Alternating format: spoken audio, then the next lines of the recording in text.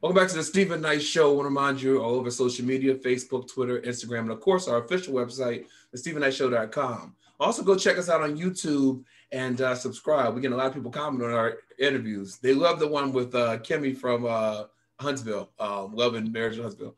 Anyway, we want to shout out Asian Americans, Asian Pacific Islanders. It's their Heritage Month. And, we're saying so much, stop the hate against Asians, Asian hate. And so we just want to shout out our friends and our listeners in that community and enjoy your month. All right, so our question of the day is, would you consider yourself high maintenance? Lania. Hell to the no. That was easy. Nope. Okay. No.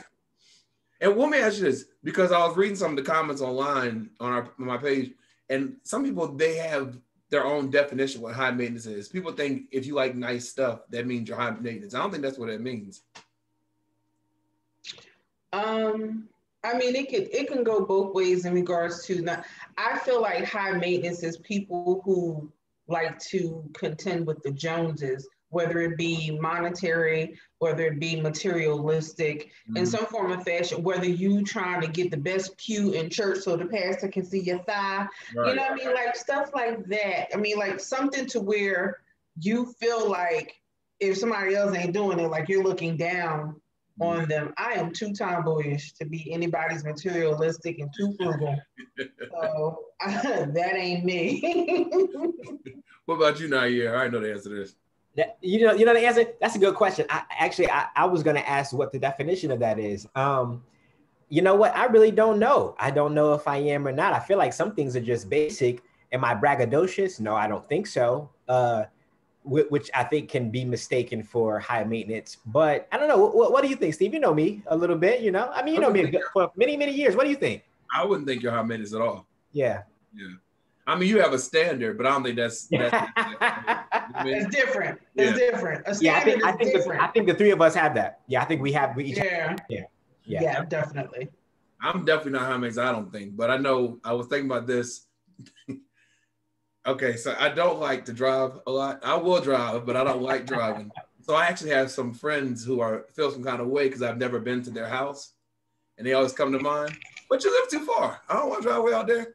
So, I don't know. Is that why you don't want to go? You don't want to drive? I don't pick people up from the airport. I'll Uber them from the airport. I'll Uber them. Really? I gotta figure out what that is. I don't know what that is. That's crazy. That's the only word I can come up with. It's funny. Because you don't like to drive? Mm-hmm. It's really? Funny, especially on the weekends. It's funny. So some of my friends that live in the city, and one day I drove. You drove? They were like all shocked. That's trifling. That's crazy. I'm like Speedy Gonzalez. I'm forever in the car. Like me too. Always. Me too. Yeah. Well, tweet us at home. Let us know would you consider yourself high maintenance. All right. So our hot topic. So remember last Thursday, President Biden, he gave his joint address to Congress and claimed that United States. I'm sorry. His joint statement to the Congress. And so Senator Tim Scott, who is the only Black Republican in Congress, he did the response. And in his response, he said that the U.S. is not racist. So Kamala Harris, Vice President Kamala Harris, she was on Good Morning America, and they asked her the same question. She said, I don't think America is a racist country, but we also have to speak the truth about the history of racism in our country and existence today. She also acknowledged how Biden is always having the ability and the courage to frankly to speak the truth about it. He spoke what we know from the intelligence community. One of the greatest threats of our national security is domestic terrorism manifested by white supremacists. Now, she also said, I think the president has been outstanding, a real national leader on the issue, saying, let's confront the realities and let's deal with it, knowing we all have so much more in common than what separates us. And the idea is that we want to unify the country, but not without speaking truth and requiring accountability as appropriate. Now, during Biden's first Congress address, he did address racism. He said, we won't ignore what our intelligence agencies have determined to be the most lethal terrorist threat to our homeland today. White supremacy is racism. And, Senator Tim Scott, he got a lot of backlash, especially from Black and Democrats, for his remarks. When they only asked him to do the response because he's the only Black Republican. So Nair, what do you think about Kamala Harris's response when she's asked about it? I don't. Well, first and foremost, that is her response. She's entitled to that response. She's entitled to her opinion.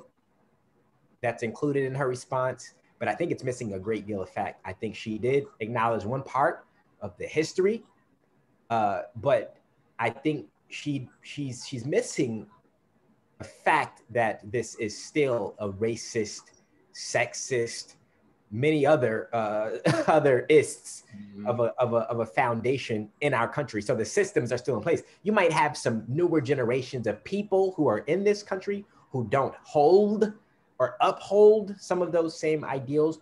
This country, America, was founded on racist, sexist, and like I said, many other discriminatory practices till this moment. Yeah. So I think she's missing that part in the reality. It really still is majority upheld by racist ideals, which are also visible in the past. Yeah. Lynette, what do you think? I think she missed the mark to a certain degree. Of course, when it was first put out there, they only put out, like she said, the same thing he said, versus putting the whole thing out there and giving it more context. Because, once you put out one little snippet, then that's it. This guy was going off my Facebook about that. Kamala Harris. Yeah. And I think Amanda Seals had went off on it or whatever, but that was only one part of what she said. Right. I think that she could have phrased it a different way. My boyfriend and I had the same conversation, and we came to the same conclusion in regards to when Tim Scott did it. We know why they used him. He don't realize it, but we know why they used him. And when he said that, that was him gaslighting, point blank, because there was no reason for him to even say it.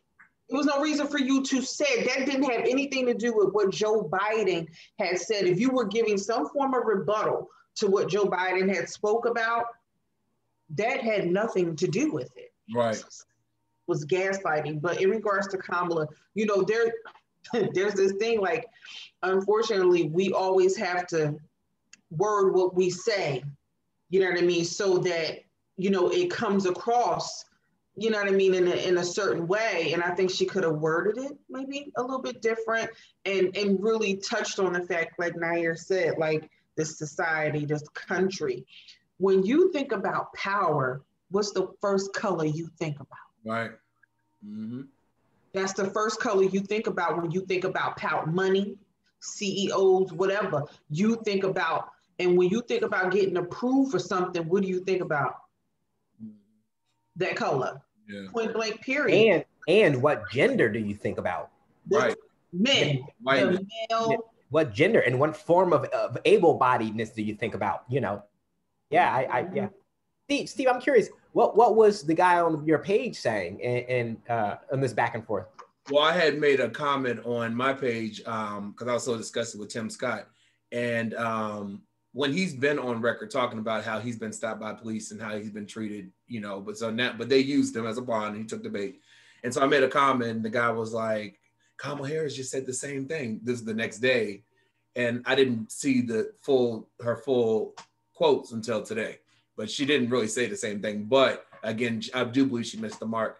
I think, me and my boss, my 9 to 5, she's a white woman. We were having a conversation, but she brought up, and we're talking about how it's systemic. You know what I mean? Policing, a lot of the things in policing, a lot of the laws and how some of these officers are being held accountable. That's all systemic. Yep.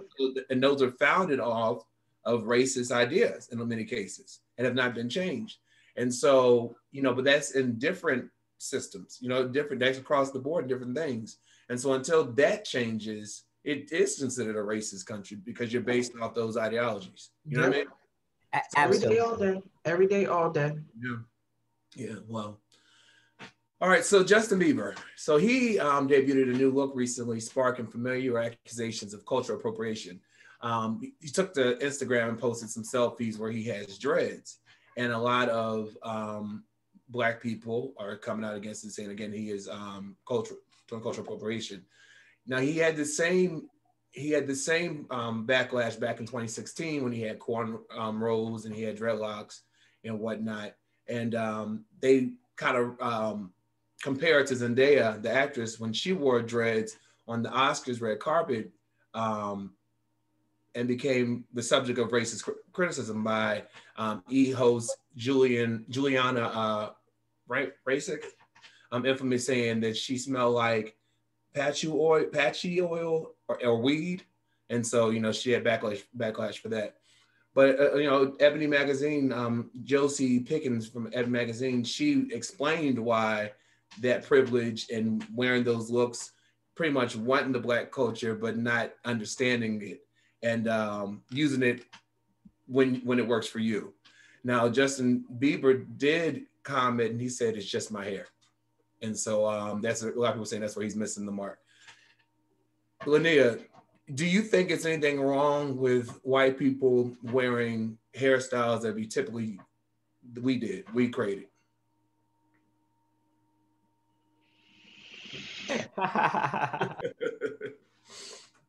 You know what? At this point, I'm over it. Especially when it comes to locks. That's like a spiritual thing for a whole culture. When it comes to locks, or dreads, whatever people want to refer to them as. I don't know. I saw half of the picture, like I saw it in passing, and it didn't look like that to me. It just looked a mess. So, I mean, it could have been just his hair, and you know how they do. Like they fed from off of our, they kids fed from off of our breast. You know what I mean? So they feel like it's in them. Like it's like, oh, well, here you go. We can be and take everything that you have, but we just don't like you. So we want you, but we don't want you. If that makes sense. Yeah. What do you think, Naya? By definition, it absolutely is appropriation. I wouldn't have, and that's he's entitled to walking that road, just as we are. If we feel that we want to walk that road, or any other culture, we are entitled. You deal with what you deal with as lash or backlash. However, this is a challenge to anyone who hears this. Let's make him make good use of our appropriation. What charities, what causes is he speaking up for, standing behind, putting money to, building infrastructure around within America in our discriminatory systems? What is he doing? If you're going to appropriate, aside from making hot songs with our hottest artists, right, what is he doing on the political front to change this mess that we're in? So let's challenge our listeners to dig that stuff up and see if they can put some facts out there next to his appropriation. If he's not lending a hand to the effort, then someone needs to talk to Justin Bieber. Yeah. And I'm talking about the celebrities who can reach him, but go ahead. I'm sorry. Can I just put this out there? Yeah. It's interesting how they want to embrace these hairstyles, but yet we're just coming into now where they're passing laws for us to wear our own hair in the workplace. Yeah. Yeah. Which is ridiculous. Something that grows out of my head and I want to wear it naturally in its kinky form. I gotta wait for a law for you to say that I can wear or if I want to wear braids, I want to wear dreads, if I want to wear color. And I think in the state of Pennsylvania, if they don't like your hair color, it's a fire at will state, you're gone. And I don't want to get too far off topic, but that speaks to the ideal of America being a racist country. What you're speaking of is a racist practice, a European practice of what professionalism even is. Why a Black man shouldn't have a beard and locks, as a VP of a company or finance. So yeah, it speaks clearly to what that idea that we just talked about a little earlier. Yeah. When I first saw it, I was like, what's the big deal? But when I think about it now, I think about it like you said, Linnell, their laws are just starting to be passed. I just saw on CBS this morning, I think a week ago or 2 weeks ago, that there was this, like he's in 5th grade, and they're not allowed to wear a lot of hair on top of their head, so he braided it down. They have him in school suspension. That's crazy. Yeah, so I think to Nair's point, what else are you doing? Are you just appropriating it for your benefit? Or are you doing it for the culture if you really want to be part of that culture? Yep. Well, let's take a quick break. We'll come back. A few more hot topics right back after this.